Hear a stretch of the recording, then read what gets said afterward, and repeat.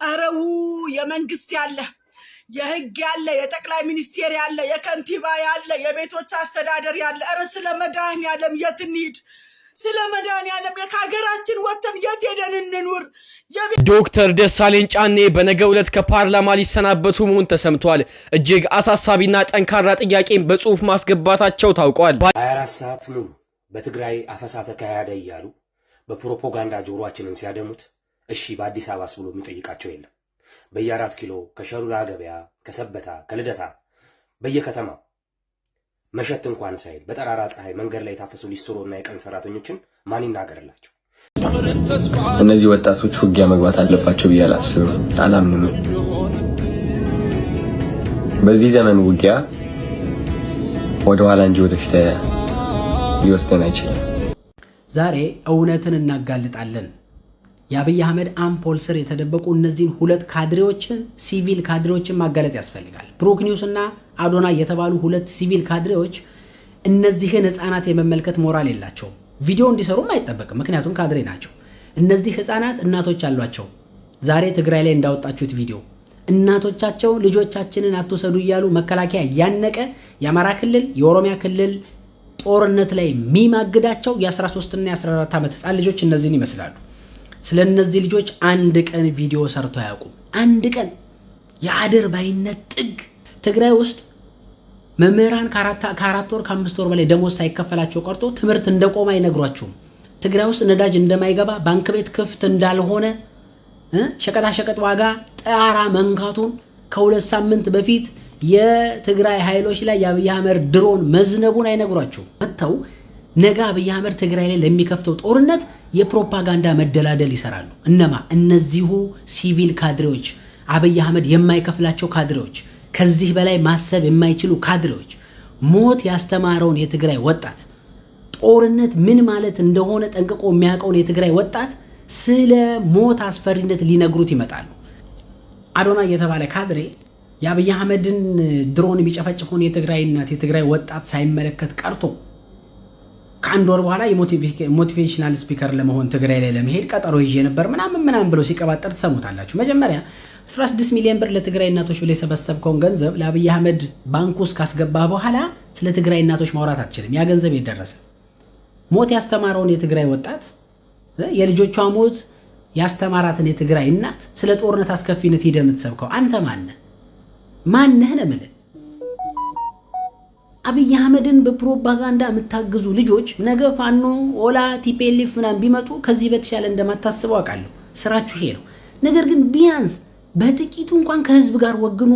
አብይ አህመድን ሚሰራውን ጭፍጨፋ አንድ ቀን ያላወገዛችሁ ሰዎች በካድሬዎቹ በኢቢሲ ያልቻለውን ስራ በእናንተ እያሰራ እንደሆነ ይሄን ዶማ ጭንቅላታችሁን ተጠቅመው እያሰራ እንደሆነ ራሱ እንዴት መገመት ይከብዳቸዋል? ማፈሪያዎች። 24 ሰዓት ሙሉ በትግራይ አፈሳ ተካሄደ እያሉ በፕሮፓጋንዳ ጆሮአችንን ሲያደሙት እሺ በአዲስ አበባስ ብሎ የሚጠይቃቸው የለም።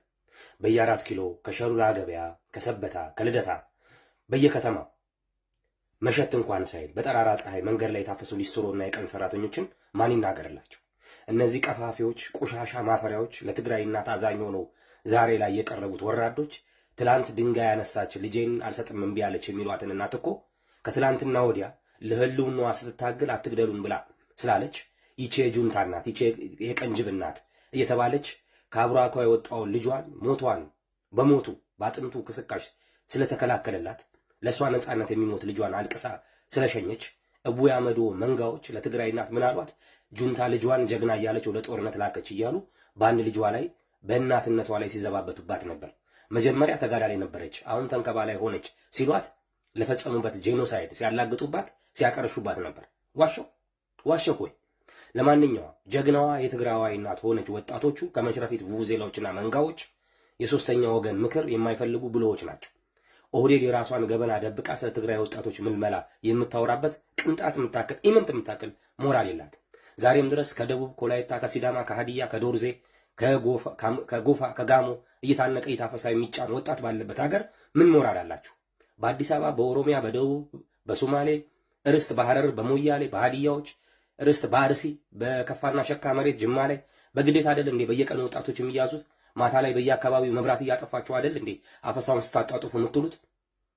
የትግራይ ወጣት ቢደራጅ ለመጣበት ፈተና ለወጣበትና ትላንትና የፈጸማችሁበትን ግፍና በደል እንዳትደግሙበት ዳግም በማሰብ ቤተሰቡን ለማዳን ለህልውናው ብሎ የተጋደለ እናቱንና እህቱን ሴት ልጁን ከመደፈር ነፃ ለማውጣት እየሞከረ ነው። ዛሬ ትግራዋይ ብቻውን አይደለችም። 80 ሚሊዮን አማራ ከጎኑ አለ። አብሽር፣ ባላችሁበት ይመቻችሁ። ድል ለሰፊው ህዝብ፣ ትግራይ ትእስር፣ አማራም ያሸንፋል። ድል ለሰሜኑ ህዝብ፣ ድል ለአበሾች። ባላችሁበት ይመቻችሁ። አረው የመንግስት ያለ የህግ ያለ የጠቅላይ ሚኒስቴር ያለ የከንቲባ ያለ የቤቶች አስተዳደር ያለ ኧረ ስለ መድኃኒዓለም የት እንሂድ? ስለ መድኃኒዓለም ከሀገራችን ወጥተን የት ሄደን እንኑር? የቤት ኪራይ አንገላታን፣ አሰቃየን። በአንድ መኝታ ቤት 20 ሺና 18 ሺህ ብር ከየት አምጥተን ነው የምንከፍለው? አከራዩ ጭንቅላታችሁ ለምን አይሰራም? ለእናንተ የተወደደ ኑሮ ለእኛ አልተወደደም? ለእናንተ ለምታስተምሩት ልጅ ገንዘብ ስታወጡ የእኛ ልጆች አይማሩም? እኛ እኮ ባላችን ሳንቲም እኮ እናንተ ከፍለን ለልጆቻችን ቀለብ ገዝተን ልጆቻችንን አስተምረን ነው። ስለ መድኃኒዓለም ለምንድን ነው ለሰው ማታዝኑት? ለምንድን ነው የት ሄደን እንውደቅ? እኛ ፒያሳና 4 ኪሎ መንገድ ላይ ልጆቻችንን ጎዳና ላይ ይዘን እንውጣ? ምንድን ነው የምትፈልጉት? ለእናንተ ብቻ ነው ወይ ኑሮ የተወደደው? ለእናንተ ብቻ ነው ወይ ኑሮ የከፋው? ምንድን ነው የምትፈልጉት? እናንተ ደልቷችሁ ስትኖሩ እኛ እንገፋ ወይ? ልጆቻችን በራብ ይሙት ወይ? ለእናንተ 20 ሺና 25 ሺህ ብር ቤት ኪራይ እየከፈልን ልጆቻችንን አናስተምር ወይ? እኛስ በህይወት አንኑር ወይ? ምንድን ነው? መንግስት አንድ መመሪያ ሲያወጣ በጎን የሌብነት ሴራ ትሰራላችሁ። አሁን በመጣው ደግሞ አጎትና የአክስቴ ልጅ ዘመድ ነው እያላችሁ ውል ትዋዋላላችሁ። በውስጥ 25 እና 20 ሺህ ብር ታስከፍላላችሁ። እኛ የሌለን ከየት እናምጣ? ምንድን ነው መፍትሄ መደረግ ያለበት? ይህንን ከንቲባዋን እጠይቃለሁ። ለእኛ ቤት ለሌለን ሰዎች ምንድን ነው ሀሳባችሁ? ምንድን ነው? እናንተ አንድ ህግ ስታወጡ እነሱ ደግሞ በሌብነታቸው ከደላላ ጋር ተመሳጥረው የውስጥ ውልና የውጭ ውል ብለው ሌላ ታሪክ ውስጥ ገብተዋል። በቅርብ ቀን እንግዲህ ሁላችንም ልጆቻችንን ይዘን በጸዳችሁ አዲስ አበባ ጎዳና ላይ ልጆቻችንን ይዘን ታያላችሁ። ልጆቻችንን ይዘን የት እንውደቅ? እኛ ኢትዮጵያውያኖች አይደለንም ወይ? ቤት ያላቸው ሰዎች ትርፍ ቤት ያላቸው ሰዎች እያከራዩ እንደዚህ በህይወታችን ሲጫወቱ መንግስት የለም ወይ? ህግ የለም ወይ? እናንተስ የምታወጡት ህግ ለሌቦቹ የሚመች አይነት ህግ ነው የምታወጡት። አሁን እናንተ ያወጣችሁት ህግ እነሱ ዘመዴና አጎቴ እያሉ ነው የሚያስገቡት። ከዛ በውስጡ ስምምነት ይስማማሉ። የት እንውደቅ? የኢትዮጵያ 80% እኮ ቤት የለውም፣ በቤት ኪራይ ነው የሚኖረው። ለእናንተ ኑሮ ተወደደ፣ ለእኛ አልተወደደም። ለእናንተ ልጆቻችሁ መማሪያ የምትከፍሉት አጣችሁ፣ እኛ እናጣም። የእኛ ደሞዝ እኮ እናንተንም ማስተዳድረው እኮ ነው።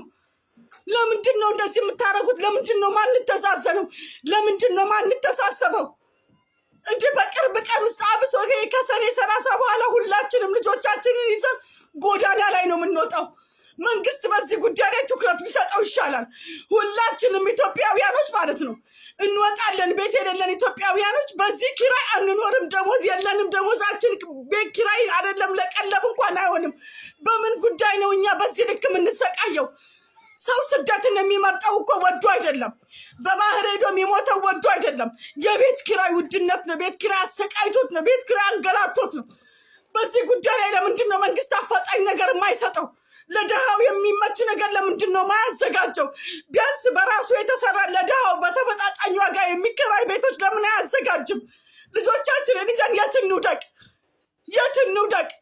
ኢትዮጵያ ውስጥ የሚኖረው ያለው ሰው ብቻ ነው። ኢትዮጵያ ውስጥ የሚኖረው ገንዘብ ያለው ቤት ያለው ሰው ብቻ ነው። ድሃው ህዝብን ለምንድን ነው መንግስት የማትመለከተው? እኔ በጣም የሚያዘንኩት ዛሬ ስዞር በፀሐይ ከትናንትና ጀምሮ ስንዞር ቤት ኪራይ ስንዞር በውስጡ ይፈልጋሉ፣ በውጭ ይኸው በህጉ መሰረት ስትሉ አይሰሙም። በውስጥና በውጭ የሚባል ውል መደረግ የሚባል ነገር አለ። ምን እናድርግ? ልጆቻችንን እንደ ድመት እንብላ ወይ? ልጆቻችንን መልሰን እንዋጣቸው ወይ? ምን እናድርግ? ምን እናድርግ? እኔ ፍትህ ለመንግስት ነው ይህንን ፍትህ እንዲሰጠኝ የምጮኸው። ጠቅላይ ሚኒስትሩም ሆኑ ከንቲባዋ በዚህ ጉዳይ ላይ ትኩረት አድርገው ይስሩ። ዝቅተኛ ኑሮ ላይ ላሉ ሰዎች አፋጣኝ የሆነ መልስ እንዲሰጠኝ ጥሪ አቀርባለሁ። በቅርብ ቀን ልጆቻችንን ይዘን ጎዳና ላይ እንደምንወጣ አልጠራጠርም። በጣም አስከፊ ሁኔታ ውስጥ ነው ያለነው። ዶክተር ደሳለኝ ጫኔ በነገው ዕለት ከፓርላማ ሊሰናበቱ መሆን ተሰምቷል። እጅግ አሳሳቢና ጠንካራ ጥያቄን በጽሁፍ ማስገባታቸው ታውቋል። ባለፉት 5 ዓመታት የህዝብን ብሶትና የዜጎችን ሮሮ ያለምንም ፍርሃት በፓርላማ መድረክ በማስተጋባት የሚታወቁ ዶክተር ደሳለኝ ጫኔ በነገው ዕለት በሚካሄደው ፓርላማ ላይ የመጨረሻቸው እንደሚሆን ተሰምቷል። ዶክተር ደሳለኝ ጫኔ በተለይም የህዝብን ወሳኝ የተባሉ ጥያቄዎችን በድፍረትና በማስረጃ በማቅረብ በብዙዎች ዘንድ የፓርላማው ድምቀት የሚል ስያሜን አትርፈዋል። በነገው ዕለትም እጅግ አሳሳቢና ጠንካራ ጥያቄን በጽሁፍ ማስገባታቸው ታውቋል። እናንተ ስለ ዶክተር ደሳለኝ ጫኔ ስለ ፓርላማ ቆይታቸው ምን አሳባላችሁ? አሁንስ ትግራይ ላይ ምናምን እዛ ምትሰራውን ይሄ የፈለከውን ገንዘብ ይሄ የተሞዳሞድክም ያታለልክም የፈለከውን ያረክ ገንዘብ ሰብስብ። በትግራይና በትግራይ ፖለቲካ ግን እንዳትገባ። በትግራይ ህዝብ ጉዳይ ያሁላ ትግራይ ላይ መከራ ሲደርስ ቪዲዮ ሰርታ አታውቅም። በትግራይ ጉዳይ አውርተህ ተናግረህ አንተም ኮልኮሌዎች አላችሁ እዚህ የትግራይ ተወላጅ ነን የምትሉ ቲክቶክ ላይ እኛ ጦርነት አንፈልግም። ልክ አዝኢፍ ትግራይ ጦርነት እፈልጋለሁ እንዳለች። ትግራይ ተፈናቃይ ይመለስ፣ ግዛታችን ይመለስ፣ ህዝባችን ይመለስ፣ አስተዳደራችን ይመለስ፣ ባጀት አትከልክሉ። ሰላም ነው የጠየቁት። እኔ የትግራይን ጉዳይ ተከታትያለሁ። እንደ ትግራይ የለመነ የለም። ይሄ መሀል ከተማ ከብትና የበሬና የከብቶች ጭራ ይዞ ስልጣን ያዘው ሰው ግን እንኳን ሰላም ፈልጋረ በምንም ብትለው የሚግባባ ሰው አይደል። እናንተ አሁን በእውነት ማን ነው ድፍረት ሞራል ድፍረት ያለው ትግራይን ለመውቀስ የትግራይ ፖለቲከኞችን ለመውቀስ? ጸጥ በሉ። ምንም አታቁም ደንቆሮች። የብልጽግና እናስደስታለን አዲስ አበባ ስለተቀመጥን ፌቨር እናገኛለን ብላችሁ ከሆነ ይነዋት በአቅማችሁና በልካችሁ እንነግራችኋለን። ጸጥ በሉ ወንጀለኞች። እውነት መናገር ካለባችሁ ህጸጽ ላይ ሰው ተራብ እንኳን ተብሎ ገንዘብ መሰብሰብ እንዳይሰበሰብ የከለከለ ስርዓት አራጅ ስርዓት መንግስት ነው። 4 ኪሎ ያለ ማነህ ደፋር ናውጣና የትግራይ ተወላጅ ነኝ የምትል እስቲ ቪዲዮውን ከፍተህ እና ከኔ ጋር ፊት ለፊት አውራ። ማንህም ሞራል ለማትመጣም ከኔ ጋር አታውራ። ማንም ለትግራይ አወራችሁ ተናገራችሁ ተብሎ ዛሬ ኢትዮጵያ እኔ መግባት አልችልም። እነ አዶናይ ቢዝነስ ሰራላችሁ ከኔ በላይ ስለ ትግራይ መናገር ትችላላችሁ። አዶናይ ሌሎቻችሁም ኮልኮሌ እዚህ ቲክቶክ ላይ ያላችሁ ትችላላችሁ። ብዙዎቻችሁ እኮ የምትሞዳሞዱት ኢትዮጵያ ገብቶ ለመውጣት ቤት ስላላችሁ ቤታችሁ እንዳይወሰድ አይደል? እውነት ለመናገር ነው። ለእኔ የትግራይ ህዝብ ህይወት ይበልጣል። እኔ አብይ አህመድ ቤት ወሰደ፣ ገንዘብ ወሰደ፣ አሁን ያለኝንም ወሰደ፣ ለእኔ ቫሊው ክብር ያለው የትግራይ ህዝብ ነው። አለቀ። 4 ነጥብ። መወለድ ቋንቋ ነው። ትግራይ ተወልደናል አለ። የእናንተ ትግራይ መወለድ አየናችሁ እኮ። አሽቃባጭ አሸርጋጭ። እኔ በአፍንጫዬ ጥንቅር ብሎ ለምኜ እበላለሁ። ህዝቤ ሸጬ እነዚህ ጉግማንጉግ አራጅ ስርዓት ጋር ተለጥፌ በልቼ ከማድር እውነቴን ነው አፈር ልብላ። ለትግራይ ህዝብ ለህዝብ ቆሜ አፈር ብበላ ይሻለኛል እንጀራ ከምበላ። ሆዴ በፊቴ እንጂ በጀርባ አይደለም ያለው። ትግራይ የደረሰ ግፍ የደረሰ በደል የትም